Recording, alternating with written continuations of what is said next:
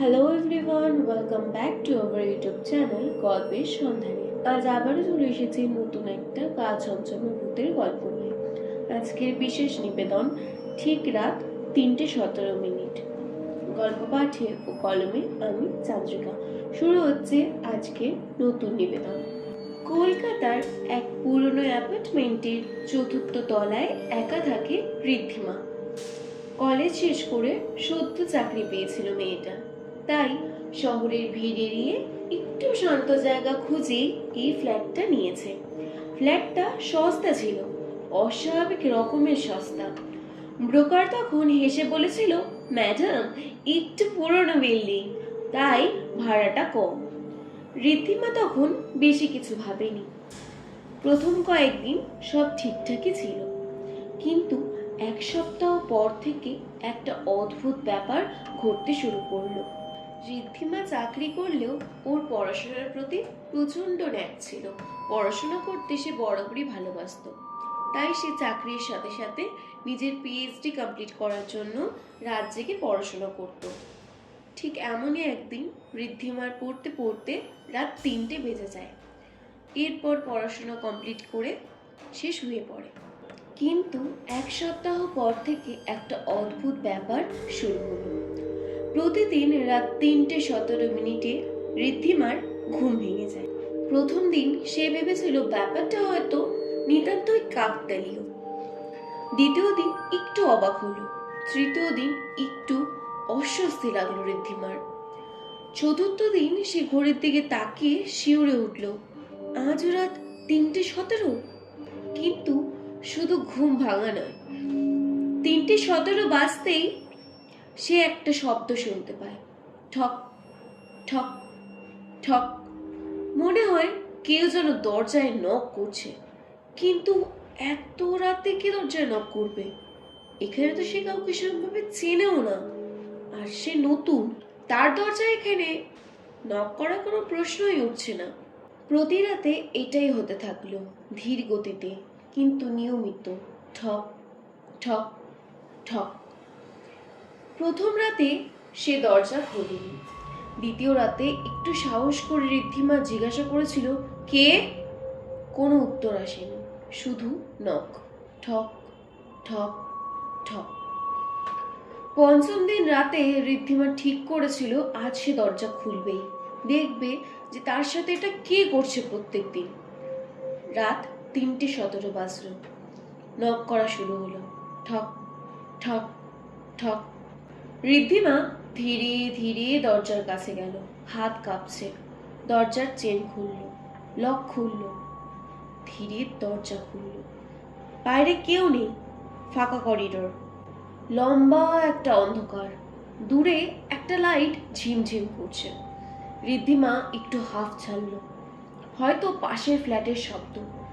সে দরজাটা বন্ধ করতেই যাচ্ছিল, ঠিক তখনই পেছন থেকে একটা ঠান্ডা নিঃশ্বাস তার ঘাড়ে এসে লাগলো।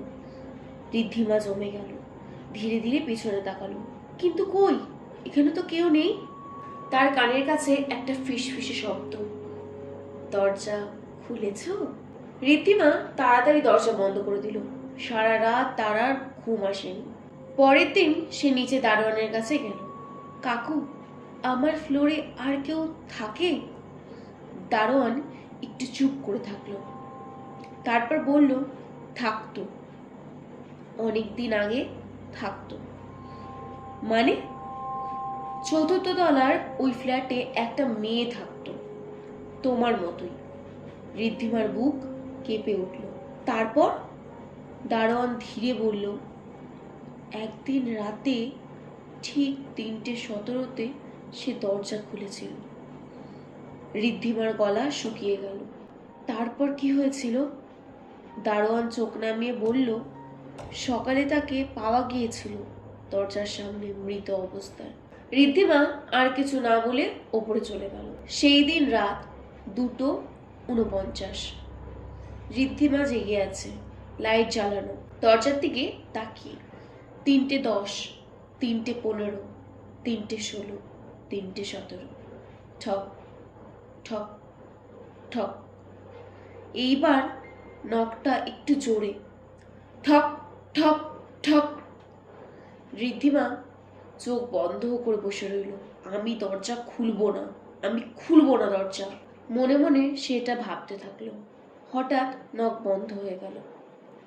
সম্পূর্ণ নীরবতা। ঠিক তখনই তার ফোনে একটা নোটিফিকেশন এলো। Unknown number. মেসেজে লেখা, দরজা খুলতে হবে না, আমি তো ভেতরেই আছি। ঋদ্ধিমার বুকটা ধড়ফড় করে উঠল। সে ধীরে ধীরে মাথা ঘুরিয়ে তাকালো। তার বেডরুমের দরজাটা আজকে খোলা।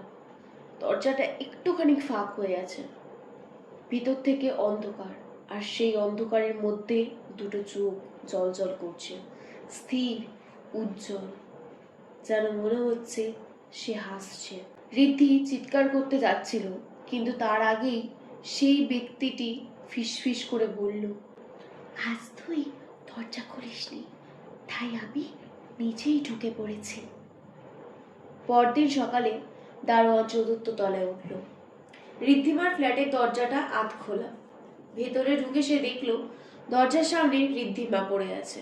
নিঃশ্বাস নেই, চোখ দুটো খোলা, আর তার মোবাইলের স্ক্রিনে জ্বলছে সেই মেসেজ, 3:17, আবার দেখা হবে। সেই ফ্ল্যাটটা আজও খালি। কেউ ভাড়া নিতে চায় না, কারণ মাঝে মাঝে রাত 3:17 করিডোরে শোনা যায় ঠক ঠক ঠক। আজ এখানেই শেষ হলো আমার লেখা নতুন গল্প, ঠিক রাত 3:17। আমার গল্পটি যদি ভালো লেগে থাকে তবে অবশ্যই আমাদের চ্যানেলটিকে সাবস্ক্রাইব করতে ভুলবেন না। সবার প্রথমে নোটিফিকেশন পাওয়ার জন্য পাশে থাকা বেল আইকনটি ক্লিক করবেন। প্রচুর প্রচুর শেয়ারের মাধ্যমে আমাদেরকে আরও অনেক নিত্য নতুন গল্প লেখার উৎসাহ যোগাবেন। প্রচুর প্রচুর লাইক ও কমেন্টের মাধ্যমে আমাদেরকে আরও উৎসাহিত করবেন। ভালো থাকবেন, সুস্থ থাকবেন। দেখা হচ্ছে পরের এপিসোডে।